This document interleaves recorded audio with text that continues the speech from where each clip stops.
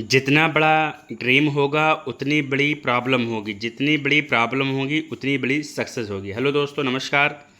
GS with Ratnesh में आप सभी का स्वागत है। आज की इस वीडियो में हम लोग उद्देशिका, जो कि पंडित जवाहरलाल नेहरू ने संविधान सभा की तीसरी बैठक में लाया था, इसके बारे हम लोग विस्तार से चर्चा करेंगे और विगत वर्षों में आए हुए क्वेश्चन को सॉल्व करेंगे। चलिए क्लास को कंटिन्यू करते हैं। पहला क्वेश्चन है हमारा, हम भारत के लोग भारत को एक संपूर्ण प्रभुत्व संपन्न समाजवादी पंथ निरपेक्ष लोकतंत्रात्मक गणराज्य बनाने के लिए तथा उसके समस्त नागरिकों को सामाजिक, आर्थिक और राजनीतिक न्याय, विचार, अभिव्यक्ति, विश्वास, धर्म और उपासना की स्वतंत्रता, प्रतिष्ठा और अवसर की समता प्राप्त कराने के लिए तथा उन सब में व्यक्ति की गरिमा और राष्ट्र की एकता और अखंडता सुनिश्चित करने वाली बंधुता बढ़ाने के लिए दृढ़ संकल्प होकर अपनी इस संविधान सभा में आज एतत् द्वारा संविधान को अंगीकृत, अधिनियमित और आत्म अर्पित करते हैं। तो इसमें कौन सा वह तिथि है, कौन सा वो सन है कि जब उद्देश्य प्रस्ताव जो है संविधान सभा द्वारा अंगीकृत किया गया? तो वह डेट हमारा 26 नवंबर 1949। ये डेट बहुत ही इम्पोर्टेंट है, यह डेट याद कर लीजिए। अगला क्वेश्चन है हमारा, क्वेश्चन नंबर 2 है हमारा। ध्यान से देखिए, यहाँ से हर बार प्रश्न पूछे जाते हैं। दूसरा क्वेश्चन है, भारतीय गणतंत्र 26/1/1950 को सही संवैधानिक वस्तु स्थिति क्या थी जब संविधान लागू किया गया था? तो उस समय संपूर्ण प्रभुत्व संपन्न लोकतांत्रिक गणराज्य की व्यवस्था थी। अगला क्वेश्चन है हमारा, तीसरा क्वेश्चन है, 26 जनवरी 1950 को भारत की वास्तविक संवैधानिक स्थिति क्या थी? फिर वही क्वेश्चन घुमा दिया गया है।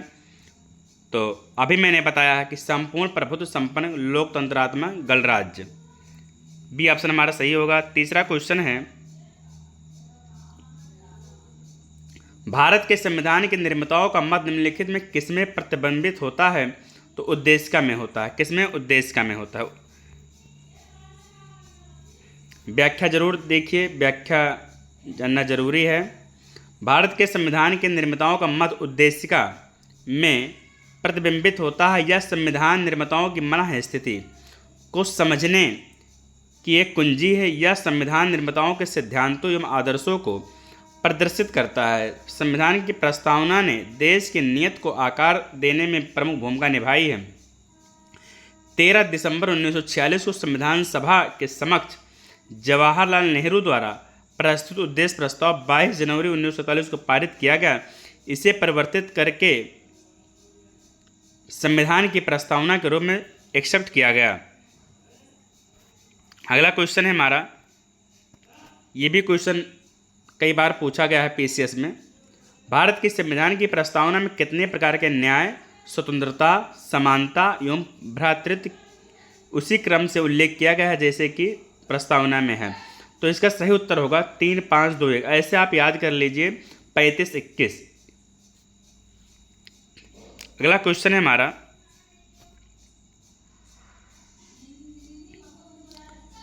भारतीय संविधान की प्रस्तावना के सिलसिले में निम्नलिखित में कौन सा क्रम सही है? तो यह जो है उस समय बिहार का ये क्वेश्चन है, इस पर विवाद में था, इस पर इसको कैंसिल कर दीजिए। अगला क्वेश्चन है हमारा, 7वां क्वेश्चन है, भारतीय संविधान की प्रस्तावना में भारत को किस रूप में घोषित किया गया? तो एक सार्वभौम, समाजवादी, धर्मनिरपेक्ष एवं प्रजातांत्रिक गणतंत्र के रूप में प्रस्तावना को घोषित किया गया। अगला क्वेश्चन है हमारा, 8वां क्वेश्चन। देखते चलिए, आप लोग सुनते चलिए। यहाँ सबसे हर बार क्वेश्चन बने हैं और बनने की पूरी संभावना है। नेक्स्ट शब्दों पर विचार करना है।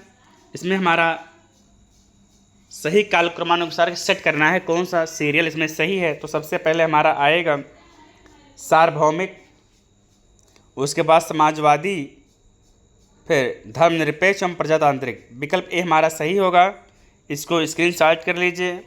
अगला क्वेश्चन है, भारतीय संविधान की प्रस्तावना में समाजवादी शब्द किस संशोधन के तहत जोड़ा गया?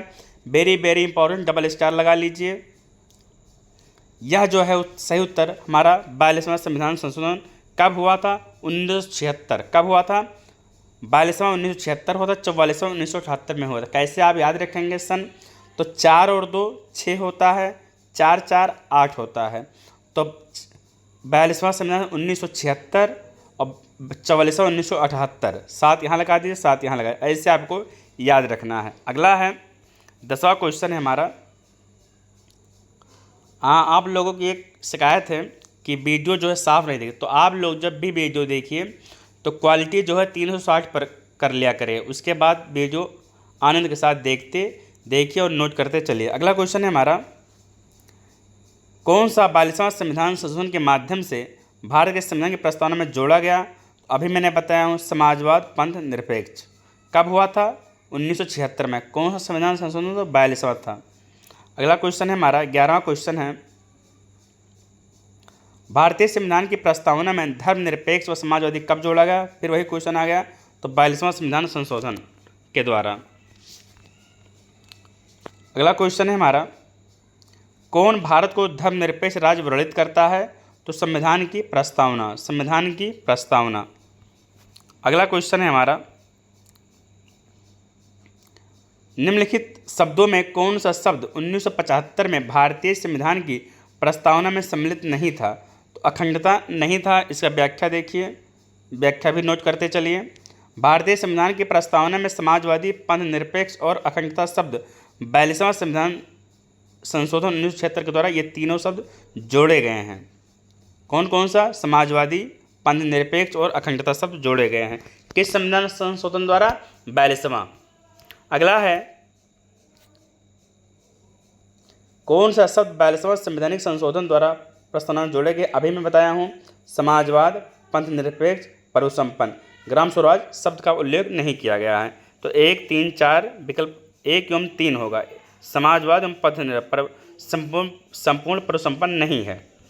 अगला क्वेश्चन है हमारा 15वां क्वेश्चन है, संविधान की उद्देशिका के संबंध में निम्न कथनों पर विचार करिए और दिए गए कूट की सहायता से बताइए कि इनमें से कौन सा सही है। पंडित नेहरू द्वारा प्रस्तुत ऑब्जेक्टिव प्रस्ताव अंतोगत्ता उद्देशिका बना, सही है। इसकी प्रकृति न्याय योग्य नहीं है, इसका संशोधन नहीं, संविधान के विशिष्ट प्रावधानों को यह रद्द नहीं कर सकता है। तो इसमें बताना कौन सा विकल्प सही है। तो विकल्प हमारा 1 2 4 सही होगा।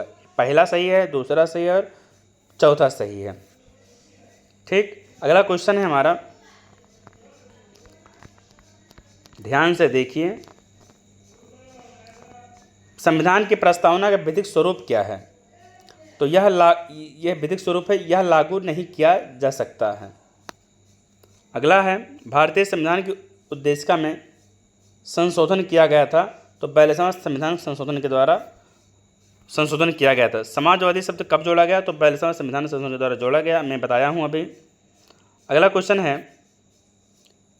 भारतीय संविधान की प्रस्तावना में समाजवादी शब्द किस संशोधन द्वारा लाया गया? तो 42वां संविधान संशोधन के द्वारा लाया गया। फिर वही क्वेश्चन है, सम्मिलित नहीं है, समाजवादी, पंथ निरपेक्ष, अखंडता, गणराज्य। 26 नंबर 1949 को, तो ये सम्मिलित नहीं है, तो 1 2 और 3 हमारा विकल्प सही होगा, समाजवादी, पंथ निरपेक्ष और अखंडता। अगला क्वेश्चन है, फिर वही क्वेश्चन आ गया है, पंथ निरपेक्ष कब जोड़ा गया? तो 42वां संविधान संशोधन के द्वारा जोड़ा गया है। अगला क्वेश्चन है हमारा, भारत के संविधान के आमों का लक्ष्य उसके सभी नागरिकों के लिए सुनिश्चित करना है, सामाजिक तथा आर्थिक न्याय, विचार तथा अभिव्यक्ति की स्वतंत्रता, अवसर की समानता, व्यक्ति की प्रतिष्ठा। तो इसमें हमारा विकल्प सभी चारों होगा। लोअर सबऑर्डिनेट में पूछा गया क्वेश्चन है। अगला क्वेश्चन है हमारा,